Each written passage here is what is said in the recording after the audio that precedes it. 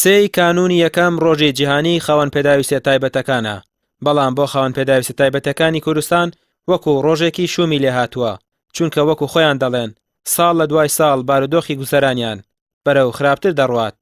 ئێمە لەگەڵ بڕینی هیچ موچەیەکانین و ڕاستپاردەشمان ئەوەیە لە 12 ڕۆژی جیهانی کەمەنداماندا یاسایەکمان هەیە لە پەرلەمان، ئەم یاسایە تعدیلێکی بۆ کراوە بچێتە بواری جێبەجێکردن و یاساکە جێبەجێکن بەسە پەرلەمانتارەکان، بەسە مزایدەکردن بەسەر ژیانی کەمەندامانەوە دەبێت بڕیاری جددی لەسەر قەزەی کەمەندامان بدرێت. نابێت لە دوای 4 ساڵی تر بڵێ وەڵاهی من کردم نەیەکرد.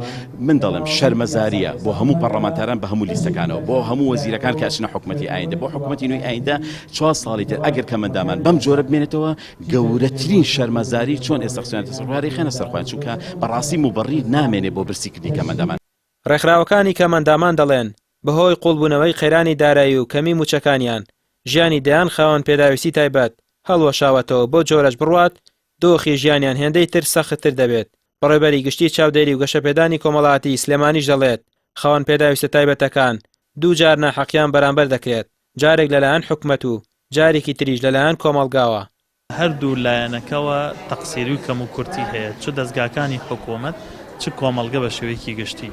حکوومەت دەبێت ئەرکەکانی خۆی لە چوارچێوەی ئەو یاسایە جێبەجێکە، چ وەزارەتی پەروەردە، تەندروستی، کاروباری کۆمەڵایەتی، شارەوانی، ئەوانەی تریش کە بە ڕێژەی خۆیان پەیوەندیدارن، و چ ئەبێ کۆمەڵگەش ئەرکی خۆی بەرامبەر بە خاوەن پێداویستە تایبەتەکان جێبەجێکە. ئێمە بەڕاستی لە ڕێی وشیاریەوە بەرامبەر ئەرکمان بەرامبەر بە خاوەن پێداویستە تایبەتەکان لە ئاستێکی زۆر سەرەتایین. طموحمان ئەوەیە کە ئەم ئاستە هەموو بەرز بێتەوە، یعنی کۆمەڵگە بە هەموو بەیەکەوە گەشە بکە. خاوەن پێداویستە تایبەتەکان دەڵێن بەهۆی دووبارە پێداچوونەوە بە ڕێژەی کەمەندامی نادادپەروەری زۆر کراوە لە خاوەن پێداویستە تایبەتەکان و ژمارەیەکی زۆریان تەنها گوزەرانیان لەسەر ئەو موچەیە و توانای هیچ کارێکی تریان نییە. لە ئێستاژدا تەنها ژیانیان لەسەر خێرخوازان بەڕێوە دەچێت.